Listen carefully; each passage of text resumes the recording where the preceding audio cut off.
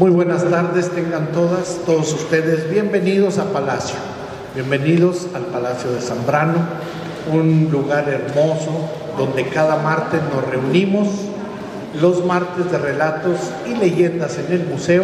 Llueve, truene o relampaguee, aquí estamos. Bienvenidas, bienvenidos, los saludo a todas y a todos con mucho gusto, con mucho cariño.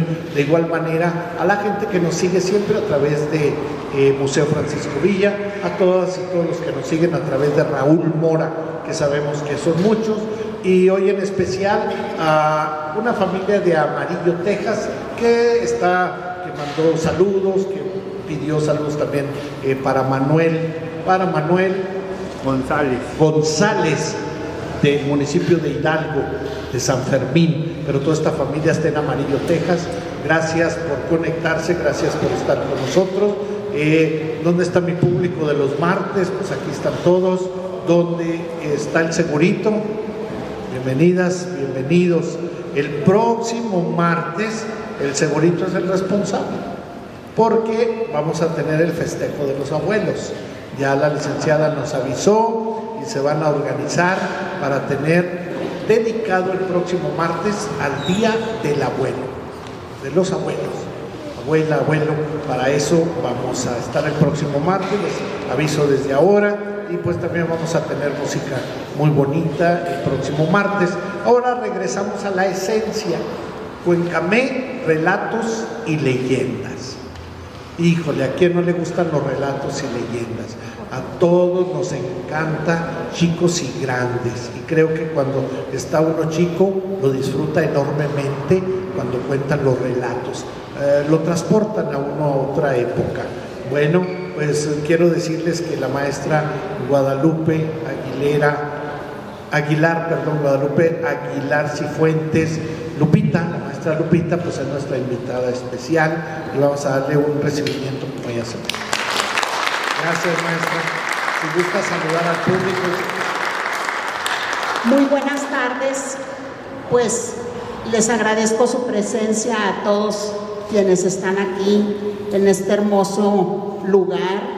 Agradecerle al maestro Edgardo la gentileza que tuvo de invitarme a venir esta tarde aquí, a ver si no la riego mucho, pero aquí estoy. Le agradezco mucho a mi amigo, el profesor Cortina, cronista de Tlahualilo, que aquí nos está acompañando. Muchísimas gracias, maestro. Les pido un aplauso para el maestro Cortina, que ha estado aquí en este recinto, ¿verdad, maestro? No, él, ay, profe, si la riego, que no me vaya a regañar. A mi amiga Lidia Orrante, invitada especial por mí en este día. Muchas gracias, Lidia, por estar aquí, maestra, escritora también.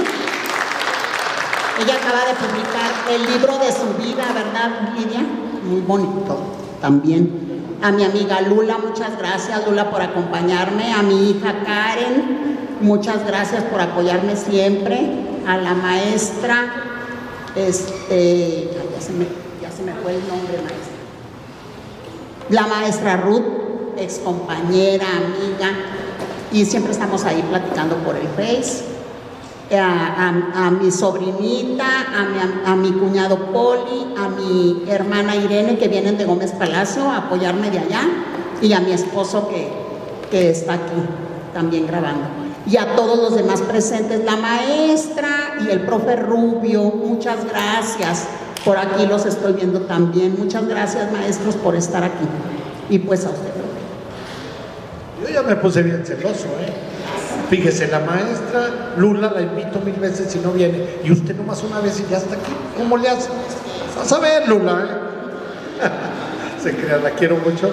Lula, trabajamos muchísimos años en el Instituto de Cultura juntos, una gran promotora cultural, y va a seguir siendo, y una gran promotora de la lectura y de todo lo que se hace en la cultura, ¿verdad, Lula? Entonces, pues qué bonito. Y a ver, maestra, ¿cuándo nos invita también para que presentemos su libro?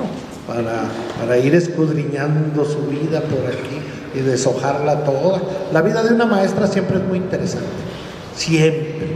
La trayectoria de una maestra es tremendamente bonita, como uno ve maestras recién egresadas que son tan jovencitas, que se le hacen a uno tan frágiles y que llegan a los rincones de la sierra.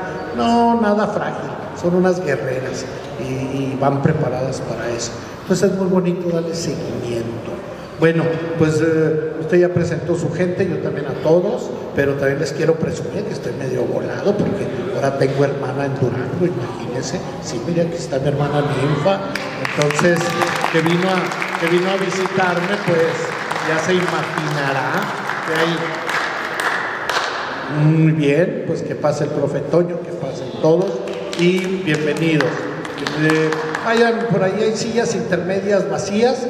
Rubén, le encargo que nos acomode la gente por ahí.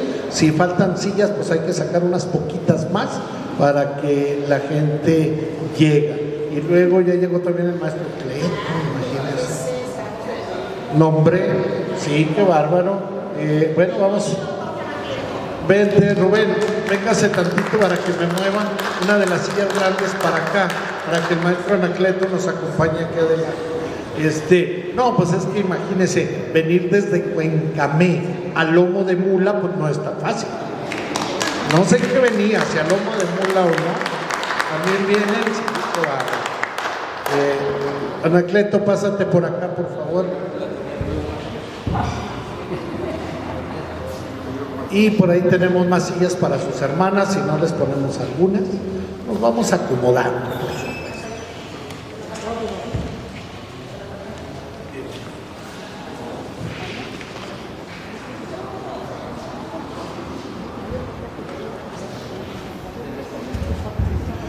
Bueno, pues aprovecho para presentar al maestro Anacleto Hernández y Hernández. Es originario de Ocuila, Cuencamé, Durango, el pueblo donde nació Calixto Contreras. Y es un hombre que es nada menos que el cronista oficial del municipio, que ha dedicado su vida a la investigación, a la cultura, y bueno, pues ronda entre tanto momentos en cuestiones de investigación prehispánica, luego se va a la fundación de Cuencamé de aquel 23 de enero de 1598, y luego se va a la independencia, y luego porque está todo lo de la independencia allá, y luego a lo de Juárez, porque Pedriceña pues es tierras de recorridos de Juárez, y luego ronda la revolución, pero ahí se entretiene buen ratito porque son 21 generales de Cuencamé. Bien, el maestro Anacleto, el maestro Lupe, el maestro Guadalupe Cortina son cronistas. La maestra decía, ay caray, está el maestro Guadalupe.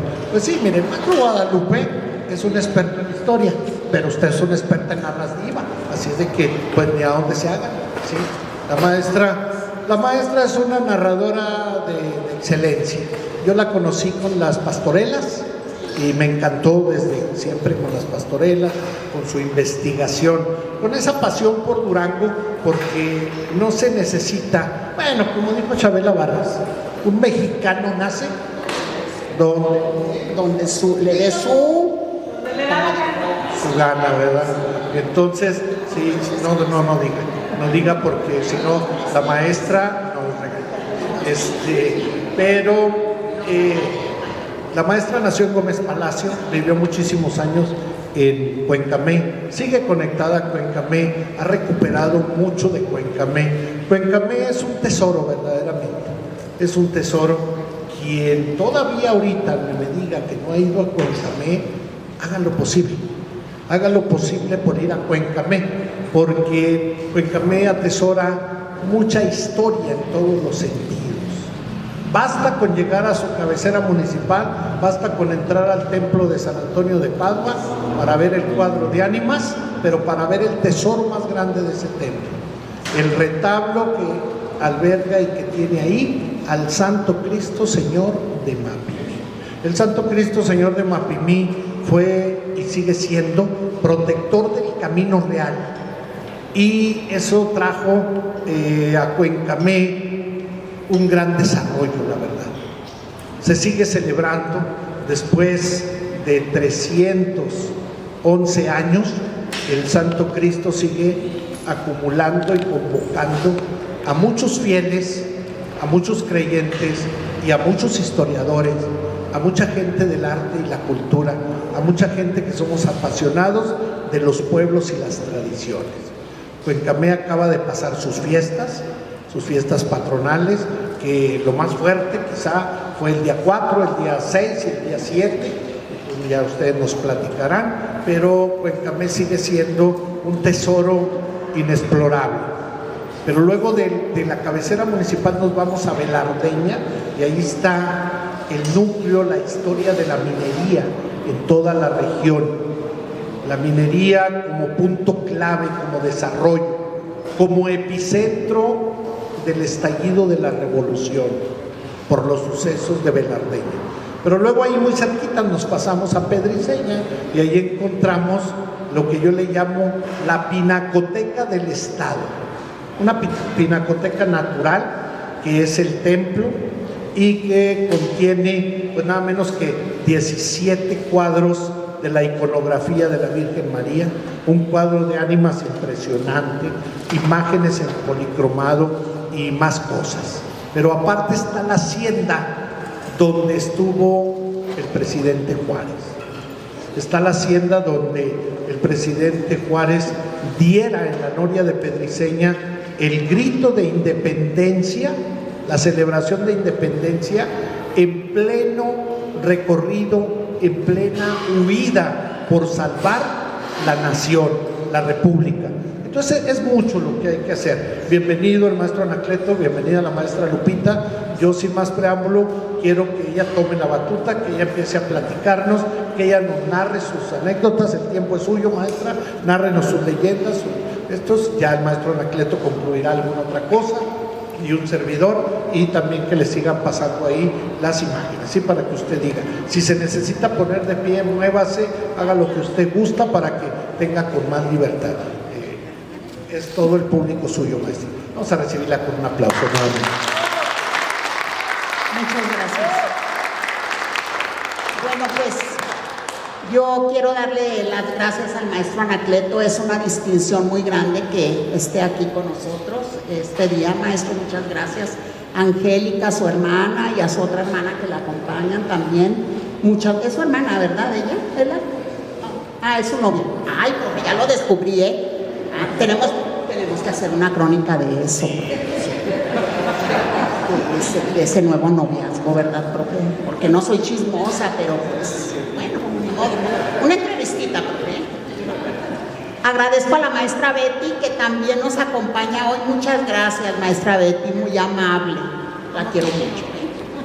Bueno, pues vamos a empezar. Miren, les platico lo siguiente. Me dijo que así, ¿verdad? Sí. Ok. Les platico lo siguiente. Ya hace muchos años, no me acuerdo ni cuántos, profe Cleto, que editamos el folleto de leyendas de Cuencamé. Eso fue producto de una investigación porque le platicaba al maestro Esbardo que yo duré trabajando en Cuencamé 24 años y pues toda una vida ahí, ¿verdad? Y pues desde entonces que me cambié de trabajo a Villa Unión, pues yo siempre regresé a Cuencamé. Entonces ese trabajo de las leyendas fue producto de varias clases que en mi programa de estudios de tercer año de secundaria nos tocó investigar sobre las tradiciones del lugar donde estábamos trabajando. Y entonces yo les dije a los muchachos, ¿cómo ven si nos vamos a preguntarle a sus abuelitos, a sus bisabuelitos, a ver qué saben de los relatos, de las leyendas? Estábamos viendo los mitos también. Y ya se sabe que las leyendas pues son mitad verdad y mitad construidas por la narrativa de la gente. Y se va distorsionando a veces, pero a veces se recupera también lo que fue la realidad. Y bueno, entonces surgieron ahí como unas 18 leyendas y a partir de ahí hicimos un folletito de leyendas de Cuencamé que fue editado por el Instituto de Cultura, pero después de que lo sacamos en la escuela, el profe Anacleto se interesó mucho y él, y junto con quien era presidente municipal en aquel tiempo, que estaba de interino, el señor Chavit Herrera, era interino, presidente municipal, sí, ¿verdad? Del Cubio Tiempo. Y la encargada de cultura era la que fue presidenta después, Luli. Sí, Luli. Ella nos apoyó mucho y se sacó, porque ahí en la presidencia les gustó mucho ese trabajo, y se sacó ese folleto de leyendas. Y a partir de ahí, pues me di a la tarea de seguir investigando, pues para que se fueran acumulando un poquito más de relatos y de leyendas. El librito traía algunos relatos, pero ya estoy por sacar la segunda edición, que ya viene, pues ya un poquito más con más trabajos, más producción. Y bueno, ahora yo pensé, el año pasado dije, ¿cómo le haremos para que los jóvenes y los niños... Yo ya soy jubilada, tengo 9 años de jubilada, pero sigo creyendo que todavía, pues no se deben de perder las tradiciones y la cultura de los pueblos, de los lugares donde estamos, en este caso pues del estado de Durango, que es un estado muy bonito y de mucha historia y de muchas tradiciones. Y entonces dije, ¿cómo hacerlo que sea muy breve? Porque a la gente ya no le gusta leer y hay que rescatar también eso. Pero hay gente que no puede leer, pero sí puede escuchar. Y entonces me di a la tarea de crear esas leyendas en canción. Dije yo, las voy a hacer musicales. Y empecé mandando los hacía como poemas y luego los mandaba a Ciudad de México y allá me le ponían la música y me las cantaban. Después busqué una cantante de Cuencamé que canta muy bonito, Larisa del Castillo, y que hoy nos iba a acompañar, pero no puede porque ¿qué creen? Que está grabando en esas películas que están haciendo aquí en Durango, y pues no pudo estar, pero la traigo en video. Y ella ya me está cantando algunas de las leyendas de Cuencamé, algunas de las canciones, y tengo otro cantante que creen de Estados Unidos. Allá también se llama Oscar Márquez, y también me está grabando, no leyendas, porque también estoy haciendo, pues siempre escribí poemas, siempre escribí novela, prosa, y ahora que estoy haciendo canciones, él me dijo que él quería cantar eso. Y tenemos otro compositor también de Estados Unidos que también quiere que le haga un álbum con canciones mías y para que él cantarlas allá. Bueno, entonces vamos a las de Cuencamé. Vamos a iniciar, les vamos a proyectar la canción, la leyenda que es muy famosa allá en Cuencamé, La Marrana Negra. La van a ver y la van a escuchar y luego comentamos, ¿sí? Adelante. Oh, señoras madrugadas, con el rizoma del molino, encuéntrame por la Biblia, camino ya conocido.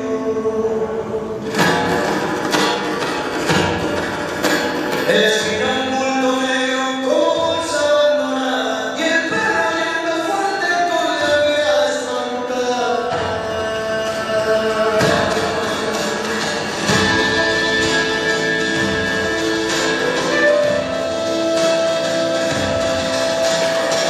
No era basura en la calle, no era sombra nada más, era una marrana negra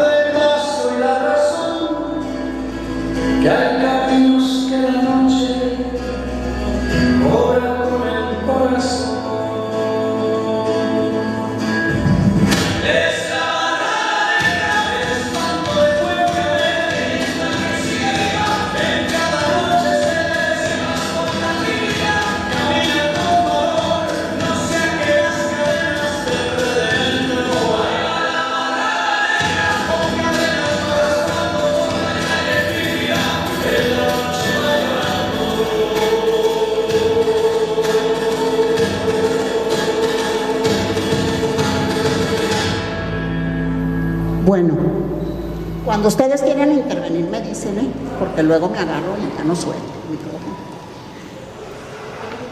Bueno, sí,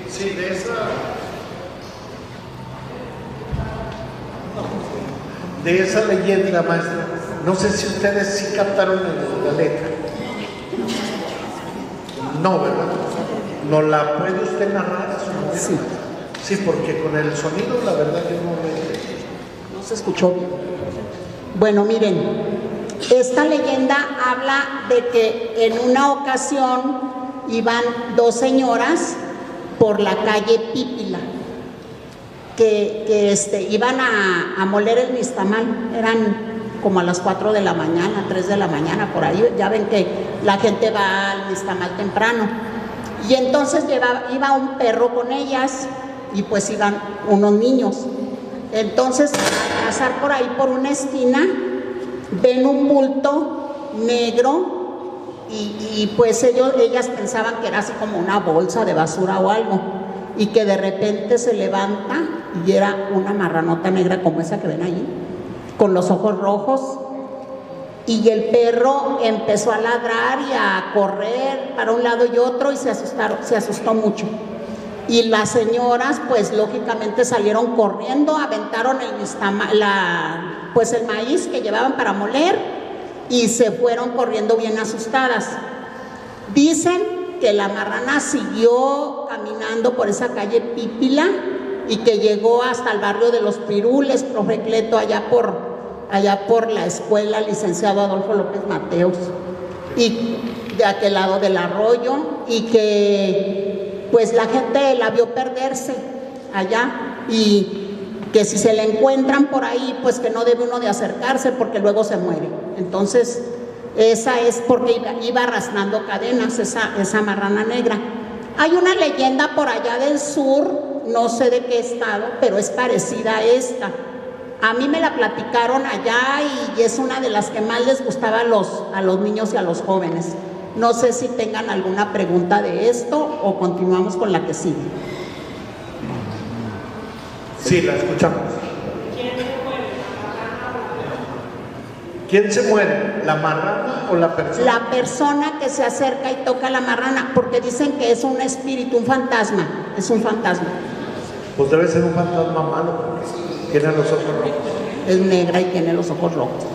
Yo no me la encontré y trabajé mucho en Los Pirules, ¿Todavía se aparece, maestra? Sí, señor. ¿Es maestra o es señor? Ok. Sí, dicen que en las noches de luna por allí se ve esa marrana por ahí, en la calle Pípila, por la calle Pípila. ¿Mande? ¿De las noches de luna nueva o de luna llena? De luna llena. ¿En alguna otra parte del estado han oído esa leyenda? Porque hay muchas leyendas que son repetitivas. La Llorona, no hay lugar donde no veamos la Llorona o no la hayan escuchado. Hasta en mi rancho se ha escuchado la Llorona, ya es mucho decir. Entonces, la Llorona está en todas partes, hasta en ciudades muy grandes.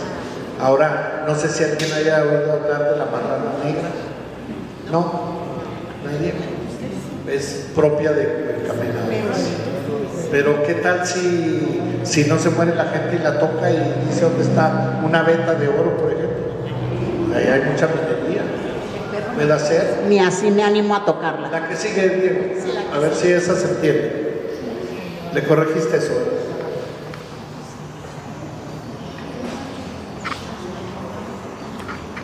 Quiero comentarles que actualmente tenemos 25 leyendas y el librito va a traer unos relatos, entre ellos algunos del profe Anacleto y uno de Silvia, su hermana, ¿verdad, maestro?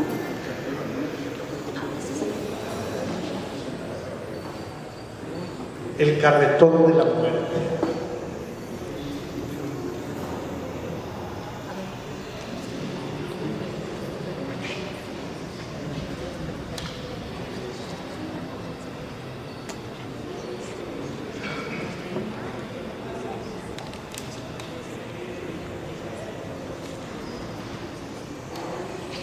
A ver, maestra, adelante nos algo del carretón de la muerte.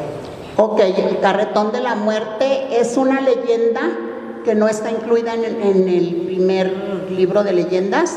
Esta es una leyenda que ya me la habían platicado hace mucho tiempo, pero por alguna razón, no sé, se me fue la onda, como se me va muy seguido, y no la incluimos en la primera parte. Ahora sí va a venir incluida. Esta leyenda es una carreta que va conducida por la muerte. Entonces, no sé si ya se puede escuchar, y si no, pues la platicamos. Es por la calle del Fortín. Antes se le llamaba del Fortín, ahora es la calle Allende, a 1 de Mayo. Y corre desde la entrada de Cuencamé, profe, hasta el arroyo.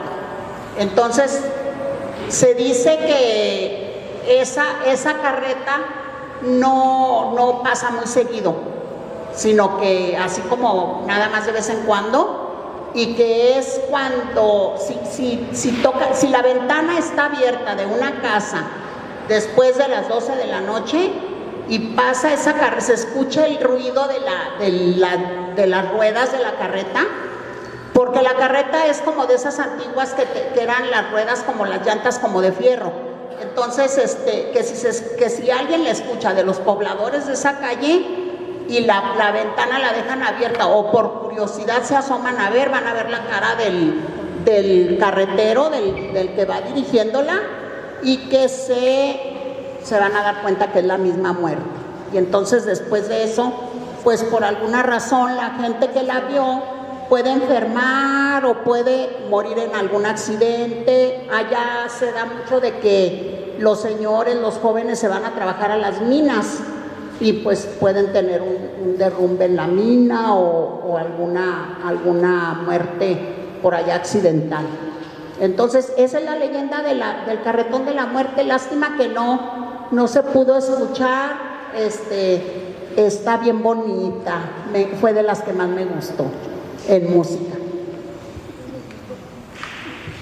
Esa del carretón de la muerte pues está complicado en Cuencamé, con el calor que hace. Imagínense tener las ventanas cerradas por miedo al carretón. Pero en tiempo de frío, el frío es muy seco, profe. Sí, hace frío. Es una leyenda clásica, igual que la de la Llorona. Incluso aquí en Durango también existen esas leyendas, pero supuestamente el carretero de la muerte pasa por la calle Apartado, la de la prepa nocturna, y supuestamente nada más pasa por ahí el 31 de diciembre, en el año nuevo, a las 12 de la noche, y efectivamente, como dice la maestra, quien lo escucha se lo lleva. Esa es la réplica aquí en Durango, por la calle Apartado, y que pasa solamente el último día del año. Si alguien le escucha, se va. Maestro, hay otro, el de Carretonero del Padre en Analco, que iba a Durango y se enamoró de una doncella. Entonces él se vino, iba a botar los votos y se desbocaron los caballos y se le atoró una pierna en las ruedas del carretón y llegó al templo de Analco, o la parte donde era el mercado de Analco antes, y ahí llegó sin cabeza porque lo fue arrastrando desde toda la de Belisario Domínguez para acá. Venía por prima verdad porque él iba a dar misa allá y se enamoró de una jovencita. Esa cuenta la historia del carretón del sacerdote del barrio de Analco. Que sería una variante, algo diferente a estas otras dos. Parece que ya se va a solucionar eso, profe. Pero yo quiero comentarles algo. Dicen que si lo escuchas, ya marca.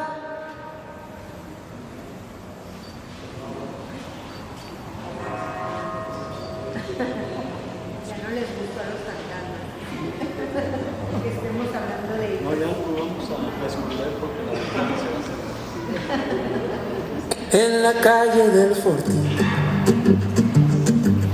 se escucha un ruido, un carretón que rechina, que no quiere parar, un ataúd de madera temblando en lo oscuro, la muerte va de cochero y nadie la va a bajar.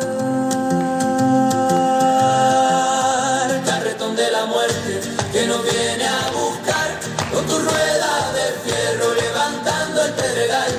Carretón de la muerte que nos lleva hasta el final, donde no hay vuelta atrás, ni un milagro que alcanzar. El cochero es la muerte, con su rostro de hueso, un sombrero de paja, tapándole el pensar, ojos huecos de brasa que te miran por dentro, una risa quebrada que no sabe perdonar. Se vale aplaudir y se vale bailar. Si lo escuchas, ya marcaron tu puerta, que no hay santo en la vela que te pueda ocultar. Más de alguno se esconde, se arrodilla y reza, pero el carretón avanza, lo termina por allá. El carretón de la muerte que nos viene a buscar, con tus ruedas de fierro y tus caballos de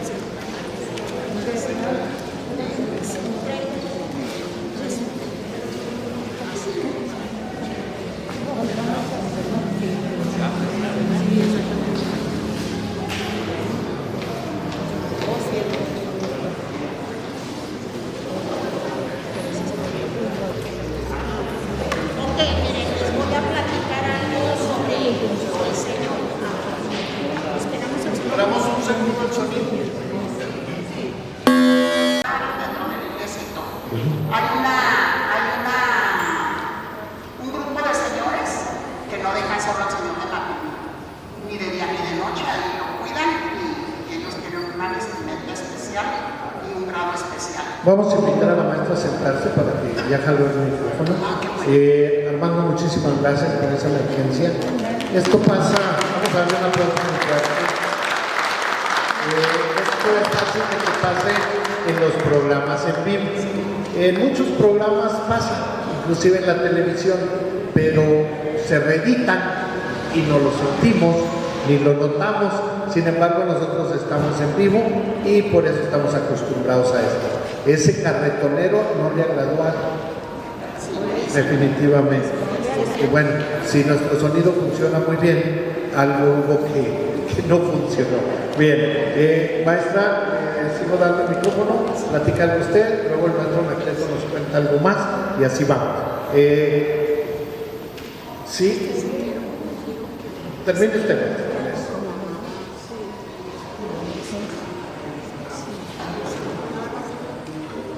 Claro que sí. Miren, antes de que el maestro intervenga, porque en el nuevo libro que vamos a sacar de las leyendas, no sé si ya pueda poner la portada, mijo, de la lectura que iba a hacer yo, pero que mejor que la haga el profe Anacleto, pues es su hermana la autora, ¿verdad? Ella va a publicar esto en el libro, ya lo tenemos ahí, es La quema de Ocuya y Cuencamén. Pero antes de eso, de cederle el micrófono al profe, quiero comentarles que escribí una canción dedicada a una mujer que vivió la revolución, pero su lucha no fue con las armas, su lucha fue esperando, como nos toca esperar mucho a las mujeres siempre. Y esa señora fue Luz Corral, que fue esposa del general Francisco Villa. Entonces esa no la conoce, porque la tenía guardada bajo la manga.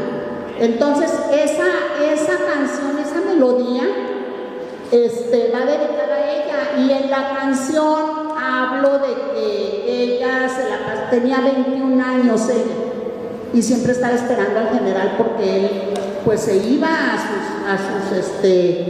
sus campañas, y ella siempre esperaba que volviera, y siempre estaba afuera de su casa esperándolo, y ella barriendo el patio, esa era su forma de luchar. Ella con un sombrero del general colgado en la barda de su casa, ella lo esperaba. Y era su misión esperarlo y esperarlo con mucho amor, como nos toca a las mujeres esperar. Esperamos cuando somos niñas, esperamos que llegue la mamá o el papá del trabajo. Luego nos toca esperar cuando ya crecemos, que ya somos unas jovencitas, nos toca esperar que llegue el novio a vernos, ¿verdad? Tú llegabas bien tarde. Y luego nos toca esperar cuando estamos embarazadas, estamos esperando nuestro primer bebé, y es una bonita ilusión. Y cuando tenemos los demás hijos, y luego esperamos a que crezcan los hijos, ya no es nada importante más que nuestros hijos, deja de tener importancia lo demás, y luego ya son nuestros hijos los que tienen importancia. ¿Cuántas mujeres Luz Corral hay aquí o hay en todo México que les toca o nos toca estar esperando? Y estamos esperando hasta que llegue el día de irnos, estamos esperando también que llegue por nosotros, por fin, el descanso eterno, ¿verdad? Entonces, yo quiero decirles algo. Fíjense que esta canción, ojalá y al ratito nos la puedan poner, y si no la pongo aquí del celular con el micrófono, aquí traigo su relato en letra más grande, profe. Pero quiero decirles que aquí tengo los derechos del autor, donde la registré, igual que tengo registradas todas las canciones que yo escribo y mis poemas. Entonces, pero aquí lo tengo en inglés y aquí lo tengo en español. Pero este certificado de propiedad se lo voy a regalar a alguien el día de hoy. Lo voy a leer, dice: certificado de propiedad, nombre completo, el maestro propietario es el maestro Edgardo Carreño Díaz.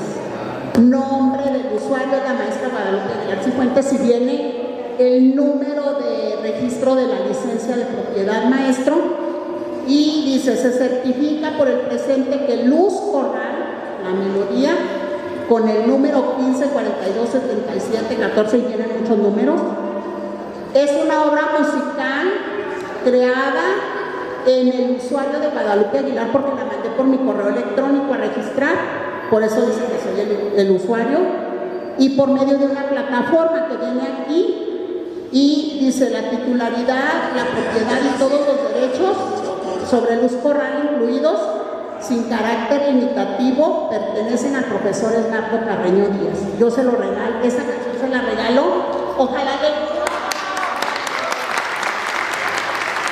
guste. La canta Larisa del Castillo, ella me la grabó. Luego, esa no viene en la memoria, en esta ya, no, en esta no viene, pero la vamos a poner, ojalá y la ponga. Adelante, maestro. Muchas gracias, maestra. Con el permiso de la maestra autora, miren, pues tuve el gran honor de que la maestra me permitiera hacer el prólogo de esa obra que está próxima a salir, que son relatos, leyendas y mitos también frecuentemente. La verdad es una obra colectiva hecha por alumnos. Cuando ella era maestra de la escuela secundaria, tuvimos esa iniciativa de adentrar a los niños, a los jóvenes, en ese proceloso mar de la investigación, ¿verdad?, que muchos historiadores pues hemos pasado por ahí, pero bueno, quisimos que los niños narraran las leyendas, y además era una forma de acercarlos, que se reencontraran con esa tradición que había antes, de que los niños, los jóvenes, tuviéramos esa precaución de estar con los abuelos y escucharlos. Entonces la maestra promovió un taller de redacción, fue el maestro Ballesteros de aquí del instituto, el que hizo el taller, y producto de ese taller pues salió este libro. La sorpresa fue que fue un libro muy modesto en su presentación, pero en su contenido yo creo que tuvo mucho éxito, porque inmediatamente la gente literalmente en Cuencamé lo absorbió, lo vio, incluso hasta fuera de Cuencamé. Entonces, me dice la maestra, vamos a hacer una segunda edición. Anduvimos tocando puertas. La verdad es que la edición de libros no es muy favorecida por las autoridades, pero bueno, ella tocó más puertas fuera de las autoridades que se encargan de esto de la cultura, y está próximo a salir esta segunda edición en la cual yo soy prologuista, ¿sí?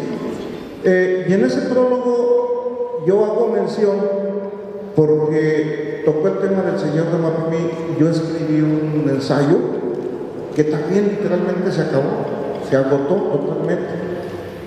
Y en ese ensayo yo digo lo siguiente, porque la historia del Señor de Mapimí está precisamente entre la leyenda y la historia, está entrelazado. Y yo justifico diciendo que pretender separar la leyenda de la historia o la historia de la leyenda, pues a lo mejor para los que escriben la historia con todo el rigor histórico, pues les parece una aberración. Pero la verdad es que las leyendas son parte de la memoria colectiva de los pueblos, es parte de la memoria oral, y pretender separarla de la historia para los historiadores científicos pues sería una aberración, pero los que nos metemos de lleno con los pueblos en la historia oral, pues es un recurso que tenemos que tocar. Yo no consigo, por ejemplo, las historias de pueblo, que ahora pues, se llaman historias noveladas o novelas históricas, no consigo, por ejemplo, a un Macondo, por ejemplo, si no ha sido por ese Macondo de Gabriel García Márquez, pues no existiría esa novela tan hermosa, o un Comana de Juan Rulfo, ¿sí? O San José de Gracia, por ejemplo, de González y González. Esos libros que son icónicos en la historia, pues hacen alusión precisamente a esos pueblos. Y Cuencamé, como todos los pueblos antiguos, como Nombre de Dios, Mapimí, pues no deja de tener todas estas leyendas que fueron entretejiendo la historia de Cuencamé. Entonces, yo pretender separar la leyenda de la historia, en este caso del Señor de Mapimí, pues se me hace imposible, porque incluso muchos historiadores todavía en la actualidad tuvieron que recurrir a la leyenda, a la memoria oral. Aquí se presentó. Algunos historiadores todavía, Sarabia, etcétera, no se ponían de acuerdo en cuanto al Señor de Mapimí, si es que se vino de Mapimí directamente a Cuencamé cuando Mapimí fue desalojado, fue intervenido por las tribus indómitas del desierto, etcétera. Y yo lo abordo desde el punto de vista histórico, porque la verdad es que se dio en el contexto de las luchas de resistencia de las tribus indómitas a la evangelización, precisamente. Entonces, la historia del Señor de Mapimí tiene que ver mucho con esa lucha de resistencia, esas luchas de resistencia de los indígenas. Y afortunadamente aquí en el archivo histórico nos encontramos un informe muy descriptivo del entonces capitán general y alcalde mayor del Real y Minas de Santiago de Mapimí, don Antonio Lorenzo de la Sierra, en el que afortunadamente nos narra, nos relata. Sí hay fuentes bibliográficas. Peter Gerhard nos habla de esas incursiones que sufrió el Real de Mapimí, otros escritores de la época que han escrito sobre esto, pero lo que a mí se me hacía pues un poco raro es que si el ataque a Mapimí fue un jueves santo de 1715 y a Cuencamé llega un 6 de agosto de ese mismo año, no pudo haberse tardado 3 meses. Y entonces ya metiéndome un poquito más a la investigación histórica, me doy cuenta que en ese ataque que sufrió el Real de Minas de Santiago de Mapimí, donde pretendían incluso destruir la imagen, porque la consideraban el símbolo de la dominación española, yo me di cuenta que más bien los vecinos de Mapimí lo que pretendían era llevar la imagen a Santa María de las Parras, que era el centro misional en ese tiempo más importante de toda la parte norte, o la más bien de la Nueva Vizcaya. Y se les atravesaba la gran lagunota. Tuvieron que rodearla e irse acá por la Sierra de Quimulco, y ahí encontraron un sitio ideal para esconderla, más bien. Esconderla de los ataques precisamente de los indios, de los tribus indómitas del desierto, tobosos, cocoyones. Y nos dice el alcalde mayor de Mapimí que la imagen fue encontrada, o más bien la relata como una aparición divina. Bueno, y hay que respetar esto, ¿no? Una aparición divina a los indígenas de ahí de la Sierra de Quimulco, de Jimulquillo, que eran zacatecos, y esto llegó a oídas del padre de guardián del convento de Cuencamé, don Manuel Fernández de Aví. Y como Jimulco pertenecía desde el punto de vista religioso a la jurisdicción del Real de Cuencamé, y porque además Mapimí pues, no presentaba seguridad por los ataques, decidieron llevársela a Cuencamé. Y aquí es donde se entremezcla, se entrelaza la leyenda con la historia. Los de Cuencamé, para justificar por qué se la llevaron a Cuencamé, entonces ahí es donde inventan la leyenda, que pues, está un poco chistosita, ¿no? Porque dice, bueno, en ese momento en que el padre tenía esa disyuntiva de que la regresamos a Mapimí, porque los de Mapimí fueron y reclamaron la posesión, ¿no? ¿Cuál se le encontraron? Nosotros ahí les cumplimos. Y los de Cuencamé, bueno, pero es que ustedes, el Real de Mapimí está devastado, está destrozado, no hay seguridad para la imagen, etc. Además, las tribus indómitas que ustedes las tienen cerquitas del desierto, son de Mapimí. Entonces ahí es donde la gente inventa la leyenda de que la decisión la dejaron que la tomaran las mulas que tiraban la carreta. El padre, yo creo que de una manera muy salomónica, dijo, bueno, señores, vamos a dejar que las mulas decidan a dónde se van. Y lo tomamos con una decisión divina, ¿eh? Nadie se va a poner, denle a las mulas. Y pues, como las mulas eran de Cuencamé, ¿a dónde se vinieron? Se vinieron a Cuencamé. Esa es una leyenda. Está muy bonita también de por qué el señor Mapimí decidió irse a Cuencamé. Y hasta la fecha, pues ahí se encuentra. Entonces, sobre la historia del señor Mapimí hay muchas leyendas, muchos relatos, que yo creo que ya cuando saque el libro maestro ya vamos a tener más. Yo lo escribí desde el punto de vista histórico, fue un ensayo que hice, pero también, como les digo, lo confieso, no dejo de abordar la leyenda como parte de la memoria colectiva de los pueblos.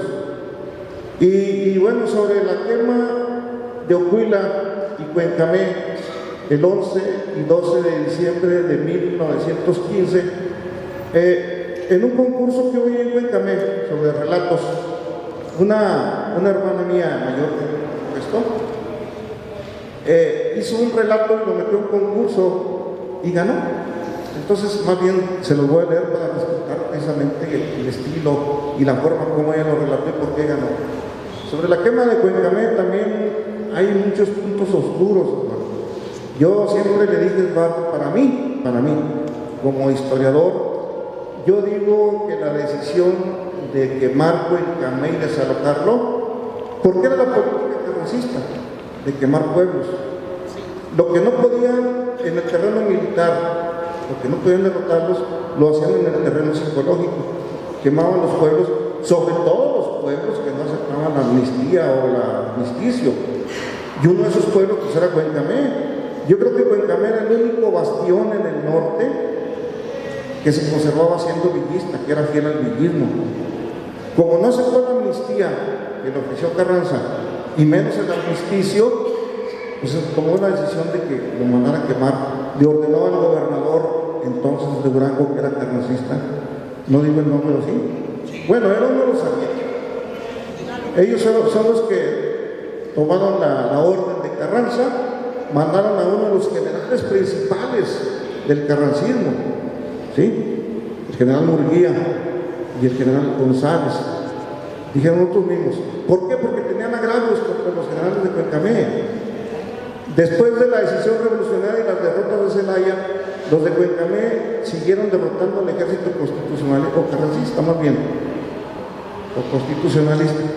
Entonces se toma la decisión para mí, así como la muerte de Villa, que no quiero muy bien aceptar que fue un crimen de Estado, para mí la quema y desalojo de Cuencamé fue una decisión de las más altas esferas gubernamentales, de Carranza.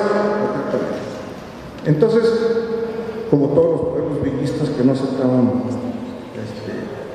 o no aceptaban la amnistía, dice, mi hermana lo narra en primera persona, dice, tuve la gran fortuna y la enorme dicha de vivir y convivir con mi abuela materna Bruna los últimos años de su vida.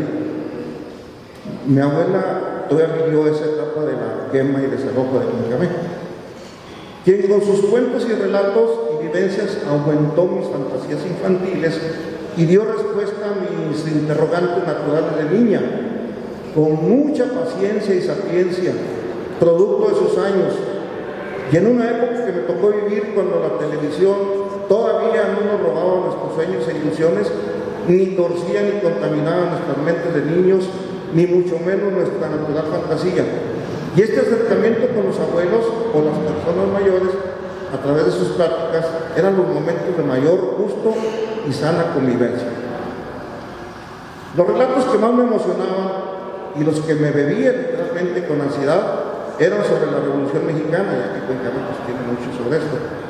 Ya que decía mi abuela que aquí era cuna de hombres valientes, audaces y aguerridos que participaron de forma masiva en este movimiento. A mi abuela le tocó vivir en esa época. Con emoción contagiante contaba lo que ella vio, sintió y experimentó en su persona.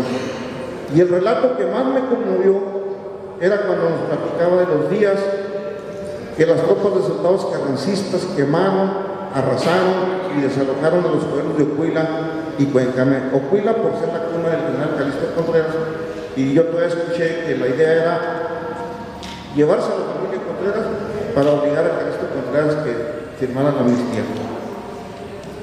Mi abuela vivió en su niñez y parte de su juventud en Ocuila y se dio cuenta de las hostilidades que sufrieron estos pueblos, nada más por ser revolucionarios y refugio de revoltosos, como decían los carrancistas y como decía el gobierno porfirista.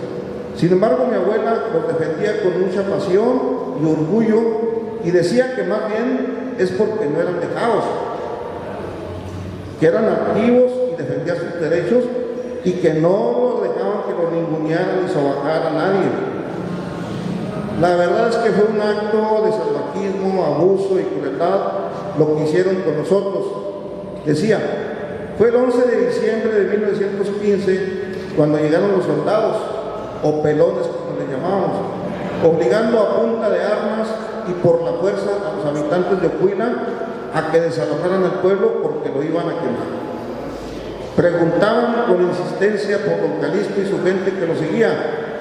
La gente no se amedrentó, al contrario, encaraban a la tropa y les contestaban que si estuvieran ahí los revolucionarios en el pueblo, como ellos decían escondidos, ellos, los carrancistas, ni siquiera se hubieran acercado.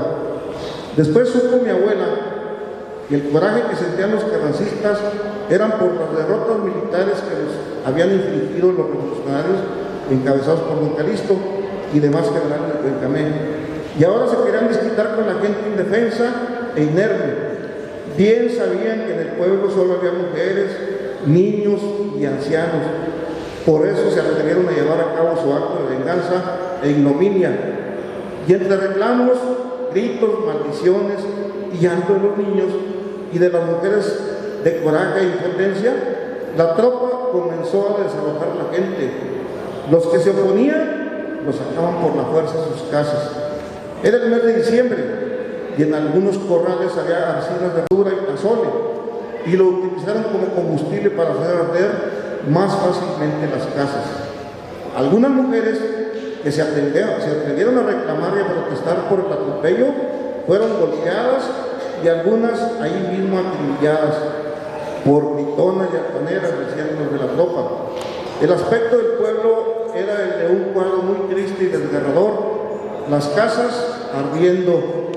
Entre sollozos de resignación envolvían sus pocas pertenencias y se disponían, contra su voluntad, a dejar el pueblo, su querido terruño.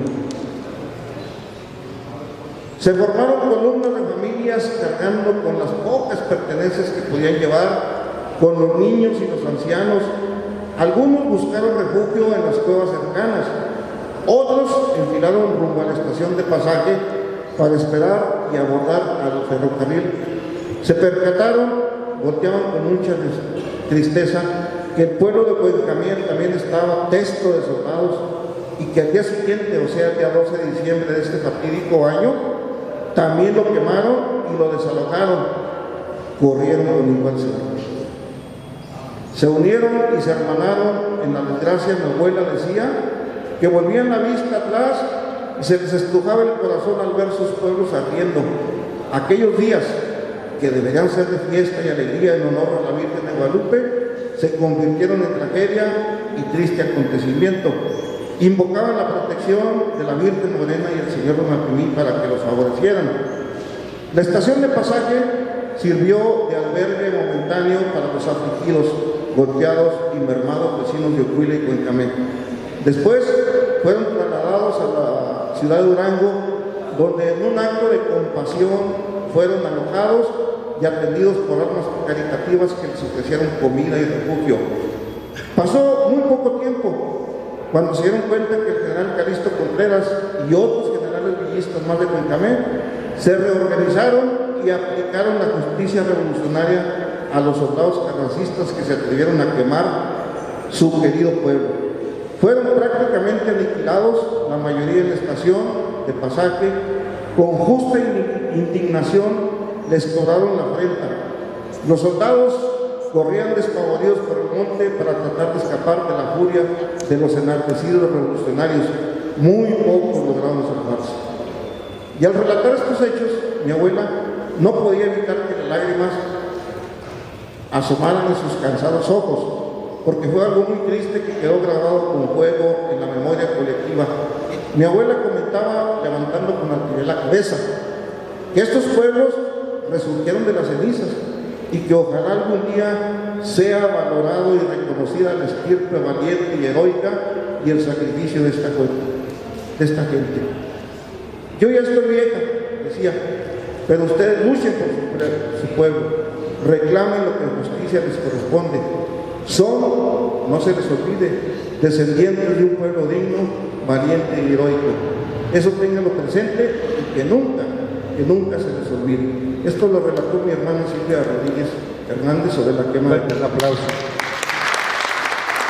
Bien, sin que nos contesten las dos personas que están de Cuencamén, alguien que me diga cuándo, en qué fecha, así rapidote, fue quemado Cuencamén. Lo acaba de decir él. ¿12? Muy bien. Doctor Pedro se ganó ya una memoria con todas las leyendas.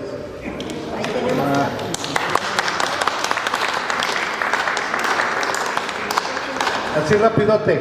¿Dónde encontraron al señor de Mapimí?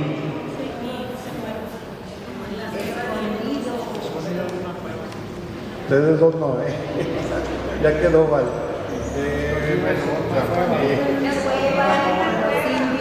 ¿Dónde? Con los indios. En una cueva, ¿pero dónde? Con los indios. ¿Pero dónde? ¿Qué parte? Allá atrás, Ezequiel. En el cañón de Jimul. Muy bien, ya se ganó.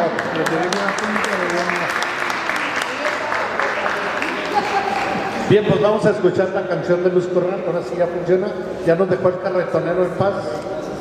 Creo que ya se paralizó, ya se estuvo en paz el carretonero. Ya se fue.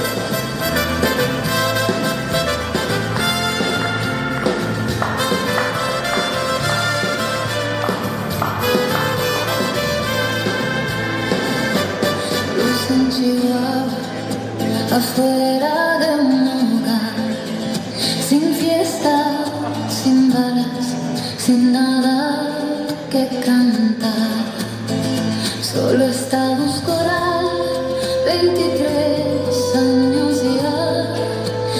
esposa de Francisco Villa Soledad, recargada en la pared con su rebozo apretado, blusa blanca, falda larga, sin maquillaje ni pecado, mira el camino de tierra que se pierde en el polvo, su corazón se para al ver una nube de polvo.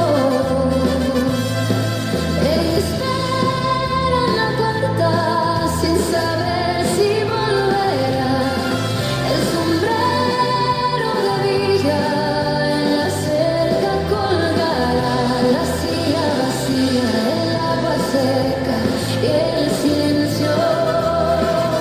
Su guerra fue esperar sin perder el tiempo. Villa no está y nadie sabe cuándo regresar.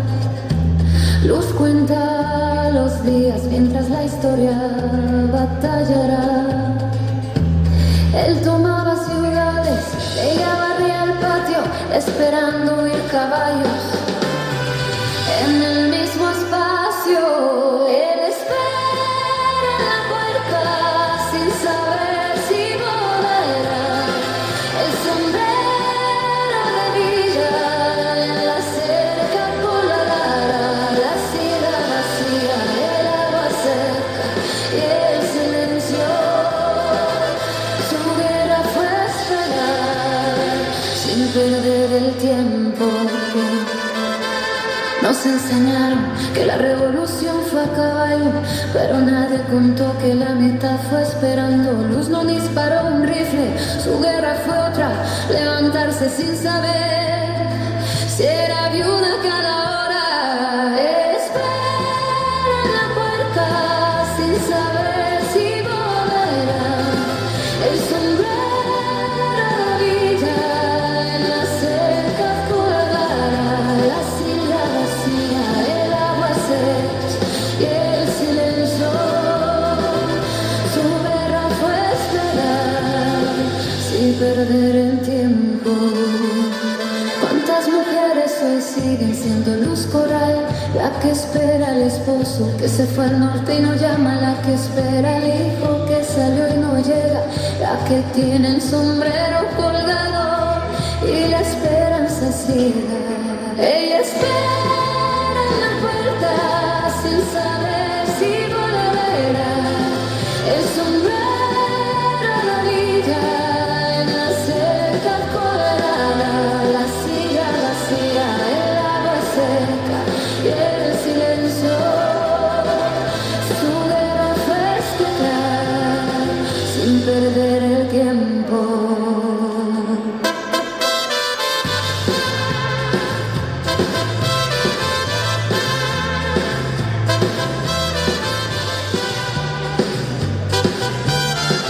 Composición de la maestra.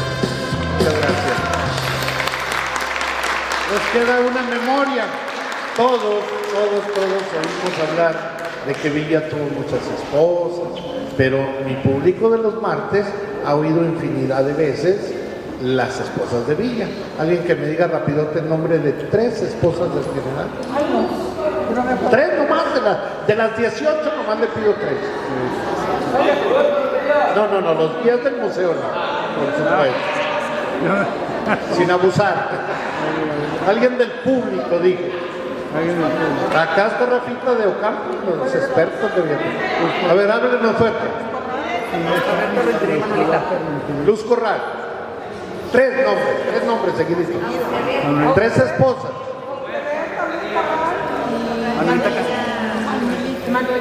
Muy bien, doña Leo se lo gana. Ahí quédese, Austreberta Rentería, Luz Corral y Manuelita Casas. Magnífico. Rafa, le ganaron a Bayocampo. Qué barbaridad. Bien, muy bien. Esta canción a Luz Corral, pues sin duda alguna, es un homenaje. Y a veces nada más escuchamos hablar de muchas esposas, pero no entendemos el contexto, por qué tantas esposas y quiénes fueron las esposas. Bueno, así muy rápido. Luz Corral fue la primera esposa del general Francisco Villa. Francisco Villa tenía 33 años y no se había casado. En esos años los jóvenes se casaban entre los 16, había unos menores, pero de 16 a 20 años los jóvenes ya estaban casados, ¿sí? La vida era muy corta, eran muy pocos los que llegaban a una edad mayor y todos procreaban sus hijos alrededor de antes de los 20 años. La gran mayoría en tiempos del porfiriato y la revolución. La expectativa de vida era 42 años, entonces todo era muy rápido. Sin embargo, el general Villa no se había casado, por una razón muy sencilla, que estaba fuera de la ley. Era un bandido fuera de la ley. Desde que defendió el honor de su hermana Martina, quedó fuera de la ley. Y no tenía más que defender su vida. O moría el adversario o moría él. Tenía que defender su vida, subsistir. Entonces, cuando él estaba de gavillero, gavillero es un bandido con una gavilla, eran 15 bandoleros, entre ellos su compadre Tomás Urbina, de esos 15. Entonces, ellos estaban instalados en la Sierra de Ojos Azules, una sierra que está muy cerca de San Andrés Riva Palacio. San Andrés es Los Valles antes de llegar a Cuauhtémoc, cuando ustedes van en el tren en el Chepe. Salen de la ciudad de Chihuahua, pasan por San Andrés, luego la hacienda de Bustillos y luego llegan a Cuauhtémoc, Chihuahua, donde están los menonitas antes de subir la sierra. Bueno, pues ahí estaba él como bandolero. Se dedicaba al abigeato, sacrificaban mucho ganado, secaban la carne y la vendían a lavadores de dinero, a gente que se las compraba a un precio y en la ciudad de Chihuahua la revendían. La carne seca era lo más común en todas las cocinas, ¿sí? Entonces ellos se dedicaban a eso. Viene el movimiento de Madero antirreeleccionista y andan formando clubes para hacer una revolución. Obviamente que el gobernador de Chihuahua, don Abraham González, estaba formando clubes antirreeleccionistas. Don Abraham, pues para formar una revolución, para iniciarla, no iba a ir con el boticario, no iba a ir con el cura, no iba a ir con el registro civil, pues buscó al mero bandolero de todos, a Pancho Villa. Batalló para poderse entrevistar con Pancho Villa, porque Pancho Villa pues creía que lo iban a atrapar. Cuando lo entrevista y le platica del movimiento de Madero, Pancho le dice, esto es lo que yo buscaba. Y ya cuando se lo presenta al señor Madero, lo convence de entrar a la revolución. Y es como Pancho Villa entra a la revolución. Cuando él era bandolero, antes de que se enganchara con Madero, él bajaba con su gente al pueblo de San Andrés. El pueblo de San Andrés es un pueblito hermosísimo, con un templo muy bello, y ese templo está dedicado al Señor San Andrés, ¿sí? Entonces resulta de que él llegó a la tienda del pueblo y ya conocía a la señora de la tienda, pero su hija Luz Corral estudiaba en Chihuahua, en el colegio Palmora. En ese colegio salían las señoritas bien, sabiendo cocinar, bordar, alomillar, deshilado, sabían modales, sabían tocar el piano y sabían matemáticas y taquimecanografía. Ella llega al pueblo y cuando está ahí, que llega Villa con su gavilla, pues la mamá la tiene allá en la trastienda. Pero Luz quería ver los muchachos y se asomó y se conectaron ella y Doroteo, ella y Villa. Se vieron y desde que se vieron se enamoraron. Él la vio escondida en la trastienda y ella lo vio a él. Volvió a llegar Villa constantemente a la tienda, de tal manera que le dice a la mamá, señora, quiero que me permita cortejar a su hija. Y ella le dice, oiga, pues es muy difícil para mí esa decisión. Vea usted su situación, me mete en un aprieto. Pero no le niega, le dice, pero si le permito. Pues ya no fue tan necesario porque apenas empezaron a conectar ella y Luz, él y Luz, cuando ya se tiene que ir a la revolución. Se va al movimiento maderista, estalla la revolución en noviembre, luchan y luego a vuelta de año, en mayo, es la toma de Ciudad Juárez, donde Madero con sus tropas sitia Ciudad Juárez. Y en esa batalla del 10 de mayo de 1911, con esa sola batalla, renuncia Porfirio Díaz al poder. Dice, he sido derrotado. Y el día 25 del mes de mayo, Porfirio Díaz renuncia.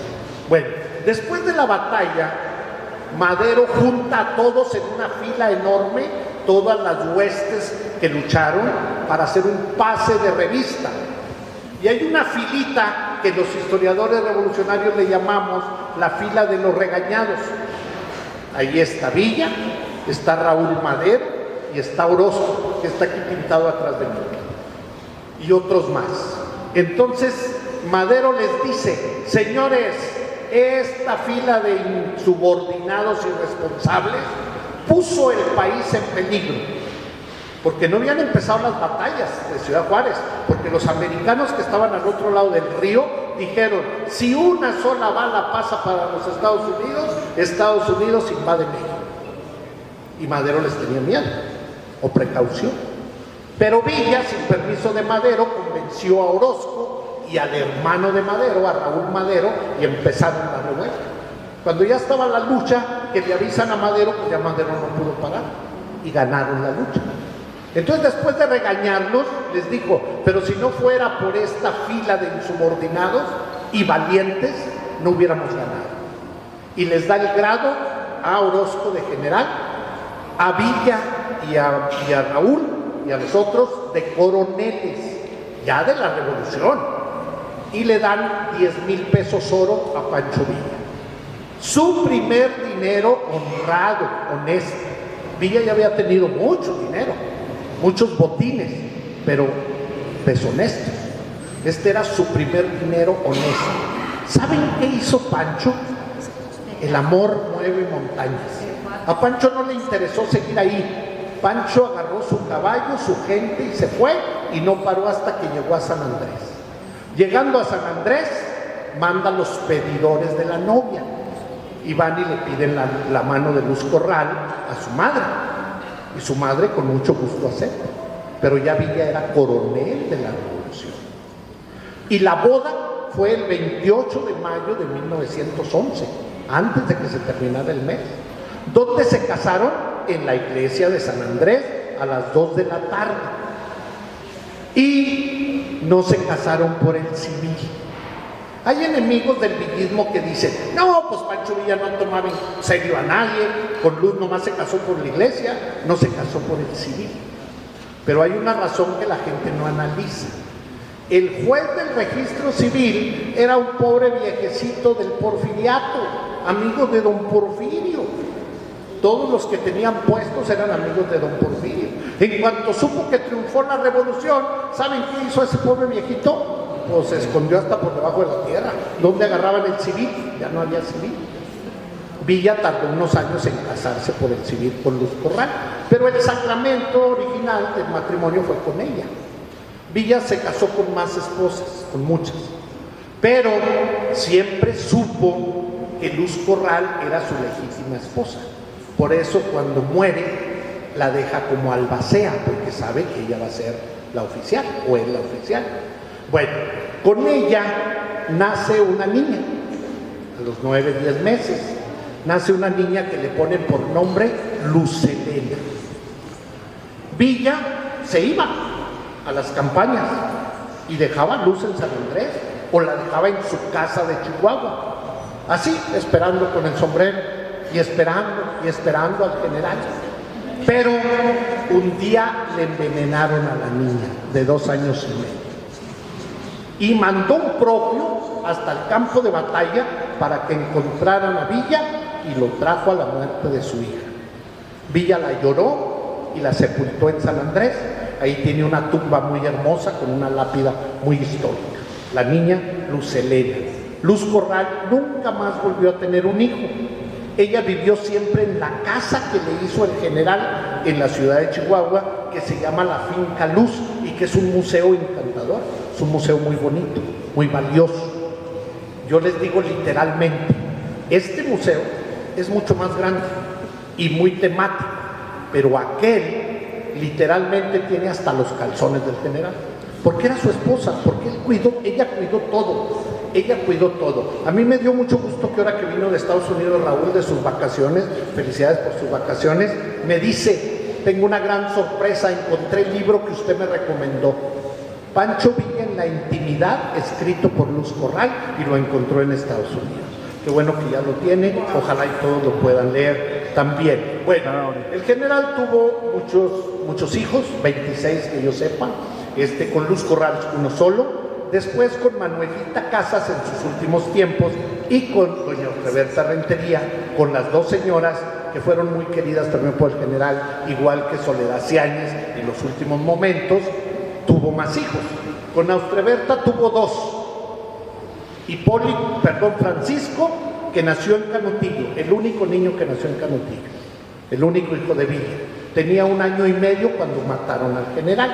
Y cuando mataron al general, 5 días después de que sepultaron al general, nació el segundo, Hipólito. Hipólito fue abogado, maestro en la Universidad de México, y Francisco, médico militar. Tiene sus hijos, que son sus nietos, y a los que siempre les mando saludar a toda la familia Villa. Manuelita Casas tuvo a Trinidad. Trinidad fue actor, actuó aquí en Durango con el Indio Fernández y grabó la película Pancho Villa, haciendo él mismo el papel de Pancho Villa. Entonces, Soledad Ciáñez tuvo 2 hijos, y así, esa es Luz Corral. ¿Qué homenaje le hace maestra Luz Corral? ¿Sí? Bueno, antes de cerrar nuestro programa vamos a escuchar que nos narre una leyenda de misterio. ¿Les parece? Sí. Bueno, antes de empezar con esta última leyenda musicalizada, quiero comentarles con la plática del maestro que cuando estaba escribiendo la canción esta de Luz Corral, yo me preguntaba, yo creo que la señora Luz Corral, siendo tan joven y que siempre estaba esperando la llegada del general, yo creo que ella no sabía si iba a llegar o ya no iba a llegar. Entonces yo pensaba, yo creo que si yo estuviera en el lugar de ella, pensando como mujer y como esposa, yo digo que ella se preguntaba esto: ¿estaré casada o hoy seré viuda? Ella no sabía si era viuda o era casada todavía, porque no sabía si en cualquier momento su esposo iba a perder la vida. Entonces, en uno de los versos por ahí le pongo esa frase que a mí se me ocurrió, ¿verdad?, pensar. No sé si ella pensó alguna vez. Yo creo que sí. Maestra, en los años 60, un grupo musical muy famoso y reconocido de Nazas, Durango, una orquesta, fueron a tocar un baile a la ciudad de Chihuahua. Y después de estar en Chihuahua, pues quisieron pasear y fueron a conocer a doña Luz Corral. En la ciudad de Chihuahua era todo un acontecimiento conocer a doña Luz. Muchísima gente fue a conocerla, ¿verdad? Entonces se fueron a conocer y a platicar con doña Luz. Y cuando regresaron a Nazas, compusieron un tema musical, pero es musical, de orquesta. Se llama Vals Luz Corral. Es muy bonito y ahora es una canción. Pues ahora usted es dueño de esa canción, profe, de esta que es de aquí de Durango. Bueno, miren, enseguida les voy a platicar. Antes de eso, con el permiso del profe Esparto y del profe Anacleto, les voy a hacer un comercial. Estas memorias las traigo a la venta y cuestan 100 pesos. Si alguien la quiere adquirir, la adquiere allá con el señor maestro Medellín, y aquí están para que, si las quiere alguien. Vamos a iniciar a terminar más bien con esta leyenda que me encantó a mí, que es una leyenda que yo le puse por título, el nombre original, bueno, y la hice en 2 versiones, la leyenda popular, la que circula por ahí en las calles de Cuencamé, pero la hice en la canción que se llama La Niña de Blanco, y luego la hice como Fuiste y Volviste, así le puse Fuiste y Volviste, y a mí me encantó cómo quedó la versión. Esta leyenda habla de una casa antigua, como son las casas de la calle principal de Cuencamé, que está construida hecha de adobe, y de esas casas antiguas, ¿no? Que las salas, los salones son grandes, que las cocinas son grandes y que tenían unas enormes ventanas. Bueno, pues por esa ventana, en esa casa, la señora tuvo dos niñas,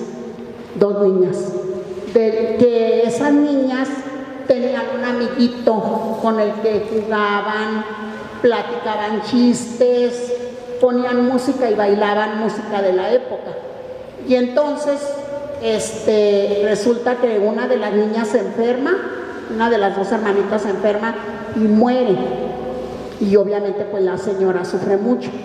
Cuando se narra esta leyenda, ya la otra jovencita pues ya era una señora, ya había crecido y ya estaba casada precisamente con ese niño amiguito de las dos con el que jugaban. Entonces, cuando son esas apariciones de esa niña que iba vestida de blanco, resulta que estaban en la cena toda la familia con los hijos y los nietos, y se veía una niña que pasaba así por la ventana, que se iba por entre los árboles y se asomaba por la ventana y le sonreía y hasta le saludaba, ¿no? Y cuando la gente salía a buscarla, pues ella se escabullía entre los árboles y pensaban que era una niña por ahí, que nunca pensaron que era una aparición, sino que la niña se iba y corría. Y cuando la vio la abuelita de la familia, que era la mamá de esas dos niñas, la ve por la ventana y la niña pues tiene una expresión se le queda mirando, conecta con la vista y todo, y la señora sale con paso lento a buscarla. Y la niña da vuelta, porque si ustedes se acuerdan, las casas antiguas, yo creo que en todos los pueblos tienen siempre un corral grande y los árboles están a las orillas de la barda. Y entonces esa niña se escabulle por ahí por la barda y se va corriendo, se desaparece, la señora ve que se desaparece entre los árboles, pero cuando llega al último árbol donde ella se desaparece, encuentra un zapatito de la niña, una zapatillita blanca. Entonces, luego de eso aparecen tazas quebradas en la mesa. Ella está lavando los trastes, la señora, y se escuchan como que hay alguien jugando ahí abajo de la mesa. Y luego en la sala se escucha la risa, la escucha la hermana, escucha una risa que ella tenía grabada. ¿Se acuerdan que antes había unos cassettes y unas grabadorcitas? Bueno, ella tenía un cassette donde grababan las canciones que ellas cantaban y cuando se reían y cosas así, ¿no? Lo que ellas vivían, y ella guardó ese cassette, y la canción dice que ella escucha esas risas de Audible. Entonces ella recuerda y dice, pues es mi hermana, y luego le entra un remordimiento. Dice que ella siente remordimiento porque ella se casó con ese niño, pero pues la niña ya estaba muerta, ella no sabía si iba a ser novia de él o no. Pero ella se queda con ese pendiente, ¿no? De que ella se casó con ese muchacho y que hizo una familia. Y bueno, pues si le pedimos al joven que nos ponga Fuiste y Volviste, por favor, Fuiste y Volviste, y ojalá se escuche muy bien para que escuchen la letra.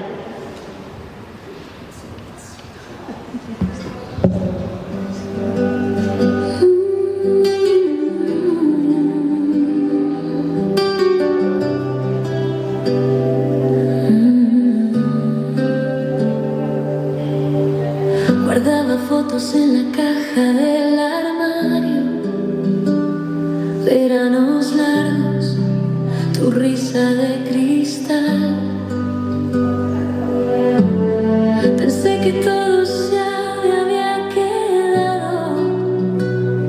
en aquel patio y en la casa de mamá.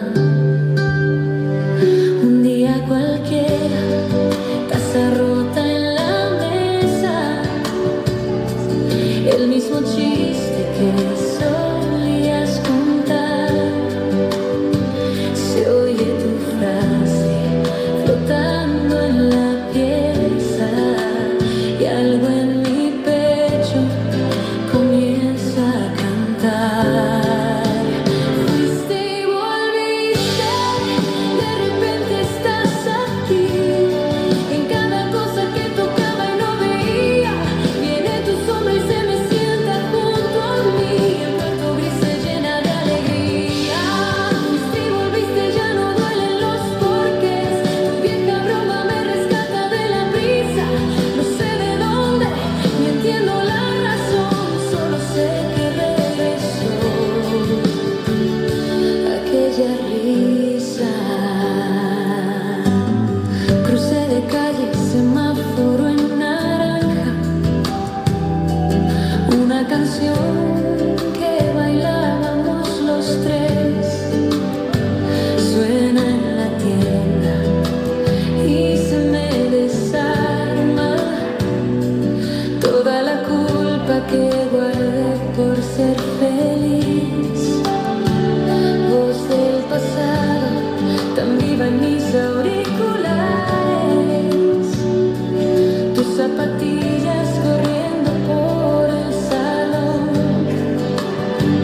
Miro al espejo, me encuentro en tus lunares y en mis pecados se cuela tu perdón. Fuiste y volviste, de repente estás aquí. En cada cosa que tocaba y no veía, viene tu sombra y se me sienta junto a mí. El cuarto gris se llena de alegría. Fuiste y volviste, ya no duelen los porqués. Tu vieja broma me rescata de la prisa. No sé de dónde, ni entiendo la razón, solo sé que regresó aquella risa.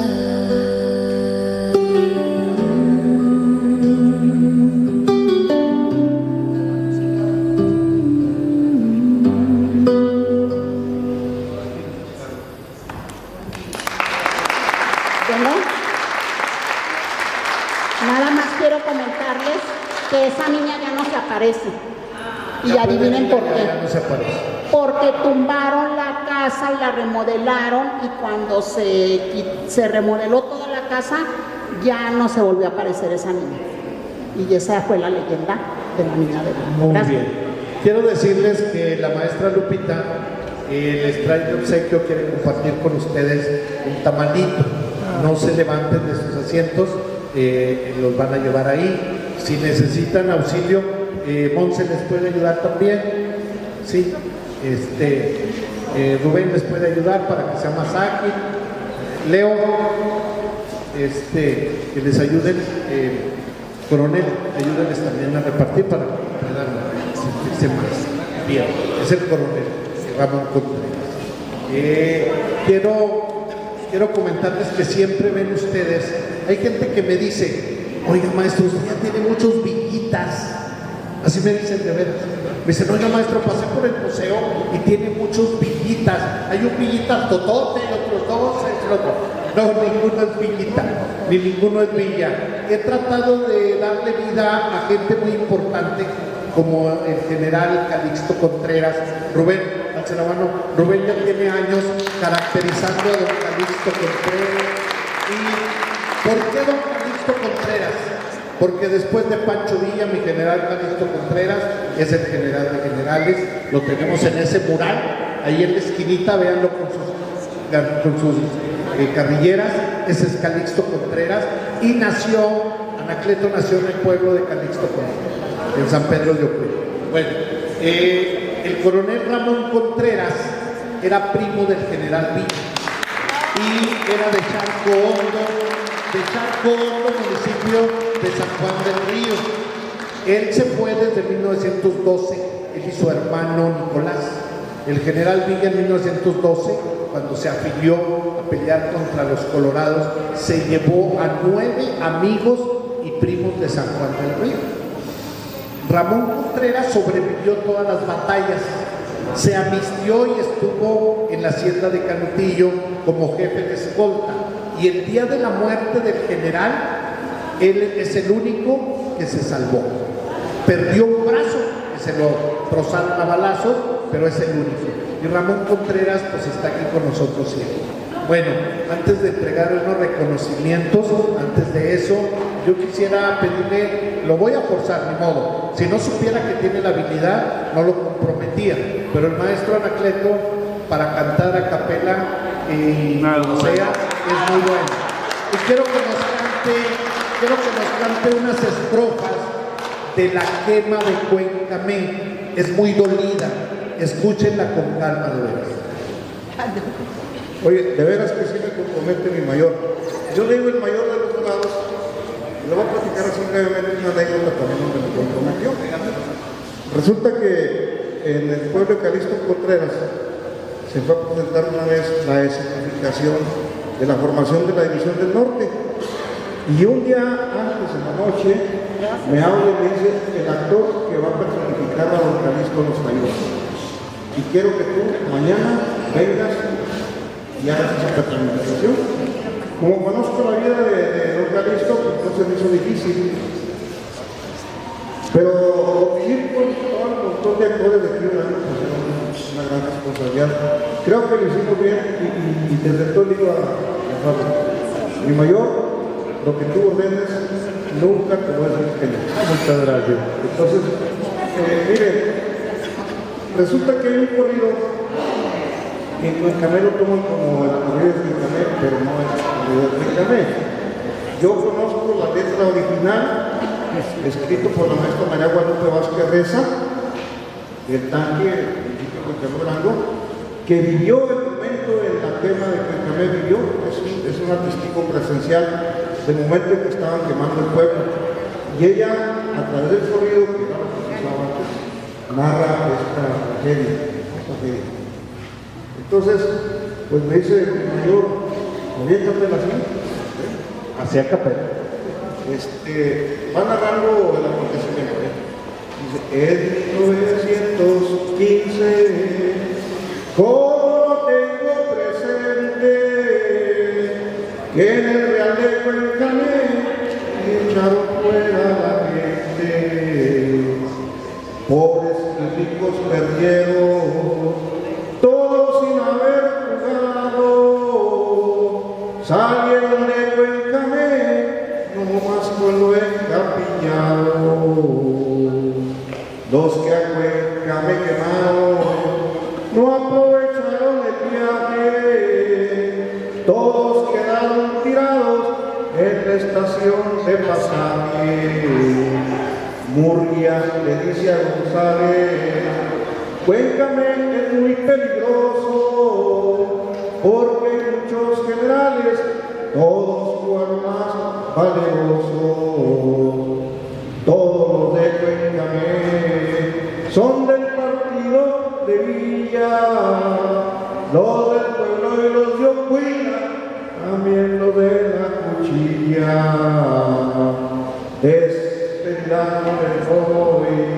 Porque no la traigo aquí, se la dejé a mis amigos y al señor de la TV. Esa es una parte. ¿Qué les parece? ¿Verdad que muy hermoso? Es una tragedia narrada con el canto, con la voz. Gracias, maestro Anacleto. Gracias por transmitírnoslo. Es un corrido muy sentido. A veces cuando se trata de la defensa del general Villa, no crean que siempre lo hago. El general Villa normalmente yo digo es todo. Si usted me dice que atacaba a los hacendados y los sacrificaba y les robaba dinero, perfecto. Usted me dice, no, es que quería a los niños y los mandaba a estudiar, perfecto. Y Lula dice, no, es que tuvo muchísimas esposas, no tenía respeto, perfecto. Pero fue muy buen general y ganó las batallas. Villa es todo lo que me diga. ¿Por qué? Porque es el único héroe que no lo puso en el Panteón de la Patria Vasconcelos, lo puso el pueblo, muchos años después. Entonces surgió del mito y la leyenda, por eso es todo. Mas sin embargo, a veces sí se pasa, y a veces me cuelgan más milagritos que los que merecen. Y a veces hablan barbaridades de Villa, y les digo yo, hizo contraparte, que era también un gran general, un general de división, un general de carrera, Francisco Murguía, conocido como Pancho Riata. ¿Por qué creen que le decían Pancho Riata? Porque en toda la hilera del ferrocarril, a las orillas del ferrocarril, había una hilera de postes del telégrafo, y en cada poste colgaba un registro. Y quemó Cuencamén. Pero él no pasa nada, él no hizo nada malo, nada más vivo. No, en la guerra hicieron muchas barbaridades, Villa y los demás, carrancistas o no carrancistas. Entonces, el corrido de Cuencamén nos narra cómo Murguía dio la orden. ¿Por qué? Porque estaba recibiendo órdenes de más arriba. ¿Cómo era posible que hubiera 21 generales de Cuencamén? Eran demasiados, y todos villistas, imagínense. Entonces sí era terrible para los carrancistas. Bueno, pues le agradecemos mucho al maestro Anacleto que nos haya transmitido eso, a la maestra Lupita que esté con nosotros. Vamos a esperar que nos terminen de servir los tamales, porque se van sirviendo de este lado. Por ahí van ya los servidores de la nación repartiendo los tamalitos. Y muchísimas gracias, los villistas nuevos, ¿verdad? El próximo martes vamos a celebrar a los abuelos. El próximo martes que celebremos a los abuelos con Segurito, vamos a pedirles a todos, del Segurito y no Segurito, y a todos los abuelos que estamos aquí y no abuelos, que va a ser un martes muy especial, porque tenemos que venir de traje todos de traje. Todos de traje. Yo traje pan, yo traje champurrado, yo traje atoles, yo traje galletas, yo traje tamales, yo traje un lonche. Todos muy formales de traje, porque es un convivio de los abuelos. Y si se traen a sus nietecitos, mejor, para que convivan y escuchen a los abuelos, ¿sí? Y los que no sean abuelos también se vienen por igual, ¿sí? Como ven, nos falta por ahí alguien, ya están casi todos aquí. Maestra, los últimos serán los últimos, no se los digo. Sí. Voy a molestar a dos de mis queridos amigos que pasen aquí conmigo, ojalá y nos limpiemos con una servilletita para no llenarnos de chile, pero les voy a pedir con mucho respeto que me acompañe el maestro Rafael Martínez Borrego a entregar este reconocimiento aquí con nosotros. Que nos haga el favor, que pase para que nos acompañe, y también le voy a pedir a la licenciada que nos acompañe del Segurito, véngase licenciada, para que nos haga favor de acompañarnos. ¿Sí? Maestro Lupe, no lo veo, véngase, acompáñenos. ¿No está Sandra con usted? No, ¿verdad? Venga.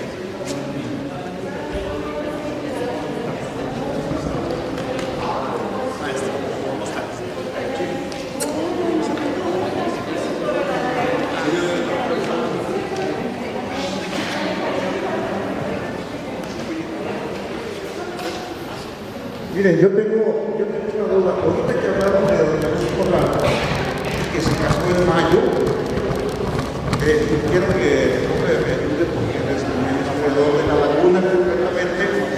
En el momento en que el general Francisco Villa se estaba casando en San Andrés de la Sierra, que era en mayo, se dio la matanza de chinos en Torreón. Entonces, una de las leyendas negras es que él fue el autor de esa matanza de chinos. Entonces, esto me quita la duda de que es como, si Villa se estaba casando en San Andrés de la Sierra, cómo iba a realizar esa matanza de chinos en Torreón. Entonces, profe, quiero que me confirme esto, porque yo sí tenía esa duda, la verdad. Pero ya con esto de que en ese Eduardo que se casó en mayo, cuando se estaba llevando a cabo la matanza de chinos. Sí, la boda fue el 28 de mayo, obviamente no suspendió la boda para irse a matar chinos, ni mucho menos.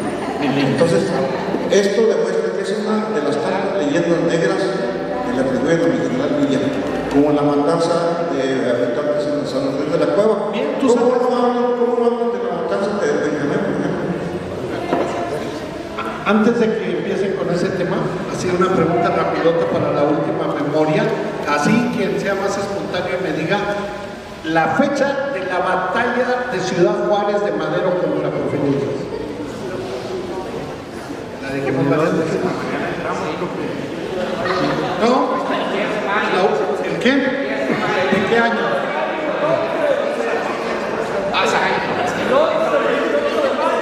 Muy bien. Se la lleva Efraín, porque no se supo el año, nada más el 10 de mayo. 1911. Y el mismo año, el mismo mes, se casa el niño.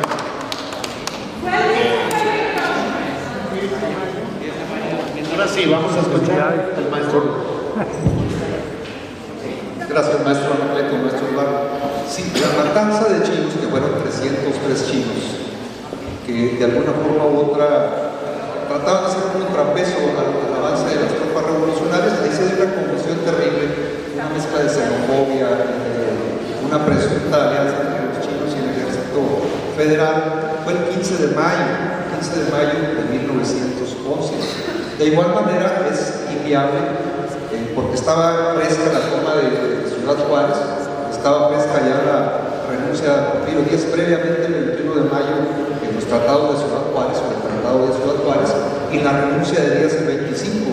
Coincido con el maestro Eduardo, con el maestro Anacleto, era imposible que Pancho Villa estuviera en la zona de la laguna cuando apenas estaban los acontecimientos en Ciudad Juárez, que ellos lo han descrito de una manera impecable. Nada más por último, ¿quién está en ese momento al frente de las tropas revolucionarias? Va a ser el tigre de la laguna, Benjamín Argumedo, a quien se le culpa de esto, no tanto por generar, focalizar el ataque a Torreón, en la ciudad de Torreón, sino por su displicencia, por su dejadez a la hora de que estaban ya los desórdenes en Torreón. Algo parecido al tema de Tomás Urbina aquí en junio de 1913. Muchas gracias, maestro. Muchísimas gracias. Bien, vamos a escuchar primero al maestro Rafael. Vamos a hacer la entrega de este conocimiento.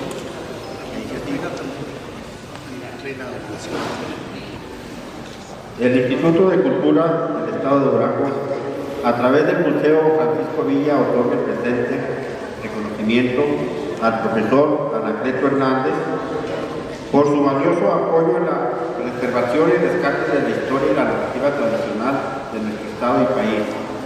En el marco del programa Tardes de Relatos y Leyendas, Llueva, Truene, Relampagué, Historia de Durango, profesor Eduardo Carreño Díaz, director del Museo Francisco Villa.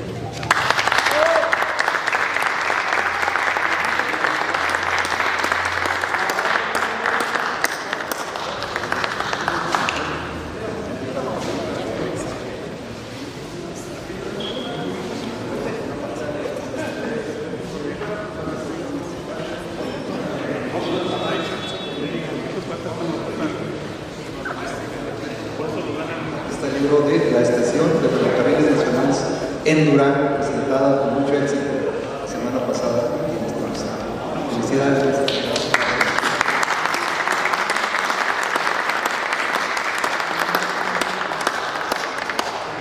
Este reconocimiento lo hacemos a la maestra Guadalupe Aguilar Cifuentes por su valioso apoyo en la preservación y rescate de la historia y la narrativa tradicional de nuestro estado y país, en el marco del programa Tardes de Relatos y Leyendas, Llueve, Truene o Relampagué, en el Museo Francisco Villa. Victoria de Durango, 18 de agosto. ¡Bravo!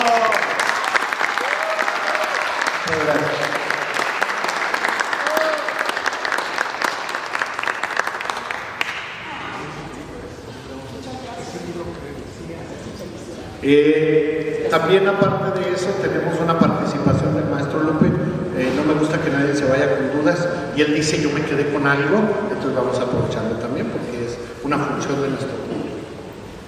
Pues antes que nada, la maestra Lupita y su servidor pues éramos colegas en el área directiva en el subsistema de secundarias generales.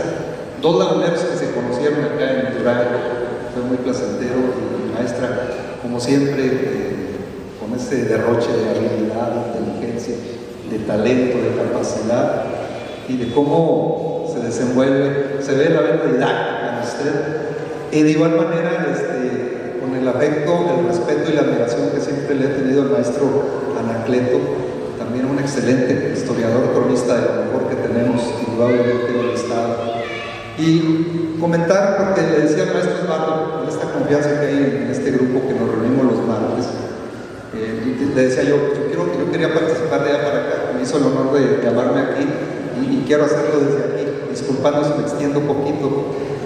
Maestra, agradecerle ese tono didáctico, porque es lo que nos hace falta también. Tenemos que hacerlo más atractivo, más digerible. Estas composiciones con música más moderna, de ninguna manera se alejan de la esencia de la historia, sino al contrario, son una especie de imán atrayente. Sobre todo, yo sé que esta narrativa es muy recurrente a los niños y a los jóvenes, que se les haga atractivo y que de alguna forma u otra se apeguen al tema de la historia. Entonces, gracias por ese talento, maestra, por ese derroche didáctico. Y comentar también, pues a mí me gusta mucho el tema de las redes sociales. Yo diría, maestro Anacleto, la importancia, la preponderancia fundamental que tiene Cuencamén en lo que es la historia y la historiografía de nuestro estado. Prácticamente desde la época prehispánica, la época colonial fue la puerta de entrada a finales del siglo XVI, 1598. Usted lo ilustra de una manera impecable en sus escritos. Pero la época colonial, y cómo esto redunda en la época revolucionaria. La época colonial, 1715, inicios del siglo XVIII, con el ataque de tobosos y cocoriones a Mapimí, y cómo nos ilustran ahorita el paso, en este caso, del señor de Mapimí a la zona de Cuencamén. Y me gustaron los dos escritos, maestros, se lo iba a decir en privado, pero se lo digo aquí públicamente, si me puede prestar también el de lo que fue el ataque y la destrucción de Cuencamén el 11 y 12 de diciembre de 1915, que es fundamental, es un parteaguas entre la relación entre el grupo villistas y el grupo carrancista o constitucionalista, que tiene muchas vertientes. Pero, por último, para no extenderme, la importancia que tiene que el historiador y el cronista también infiera y deduzca. Eso me ha gustado del maestro Osvaldo y del maestro Anacleto, que no podemos quedarnos con una historia pasiva, con una historia inmóvil, con una historia que nos genera dogmatismo, que nos diga lo que es con puntos y comas, sino también nosotros, decía Pedro Salmerón Sanginés, también nosotros tenemos que escudriñar cada documento, cada versión, cada texto que haya, porque la historia tiene que ser viva, dinámica, dialéctica, diría Hegel. Entonces, felicidades maestro Anacleto y Lupita, pues como siempre mi amigo. Muchas gracias, maestro. Muchas gracias. Y bueno, dos especiales, no se les olvide nuevamente que les digo que el próximo martes vamos a celebrarnos todos los abuelos. Muy formales de traje todos para poder compartir. Y luego, siempre que compartimos se nos multiplica, eso ténganlo en cuenta. Pero luego, aparte de eso, hay muchos de ustedes que todos los días ven catedral, o que escuchan sus campanas, o que dicen que hermoso, o que también lo ven a lo lejos, o la ven iluminada. Pero ¿qué tanto saben de catedral? ¿Cuánto tiempo duró construyéndose? ¿Cómo era por dentro? ¿Qué altares tenía y cuáles tiene ahora? ¿Cuáles son sus advocaciones principales? ¿Quién entiende esa descripción de los laterales? Los laterales de esta catedral son impresionantemente hermosos. ¿Se han detenido a verlos? Bueno, pues el día 8 de septiembre, martes, no va a ser aquí. No vamos a estar aquí. La cita a las 4:30 para empezar en punto, como siempre, va a ser en catedral, porque con una persona que es muy especial, especialista en eso, nuestra cronista es una de las cronistas de la ciudad de Durango, de la crónica de Durango, la maestra Cooper Corral. Ella nos va a hacer esa descripción de catedral el día 8 de septiembre. Aquí está Cooper y ya les anuncio desde ahora. ¿Sí? Bueno, pues estamos preparándonos. También el día primer martes de septiembre, vamos a tener también la participación de las lecturas de todos los cronistas que fuimos y que participamos en el Congreso Nacional en Aguascalientes. Vamos a leer cada uno nuestra ponencia aquí, incluyendo los cronistas infantiles. Entonces eso también va a ser en septiembre, les estoy anticipando. El caso es que yo quiero que aquí estén los martes, que dejemos un ratito el celular, porque para mí es bien difícil dejarlo, pero aquí lo tengo que dejar, y que podamos estar juntos. ¿Les parece? Vamos a darnos un aplauso. Y bueno, como siempre les digo, nuestra costumbre es que la maestra Lupita y Anacleto como invitados se lleven una foto donde estemos todos, pero en esa foto hay una condición que nos pone Raúl: nada más los guapos y las guapas nos podemos salir. Vénganse todos a la foto. Los más chicos adelante, sentadillos. A doña Leo, por favor. Connie, póngame una silla a doña Leo, y a doña Leo vaya.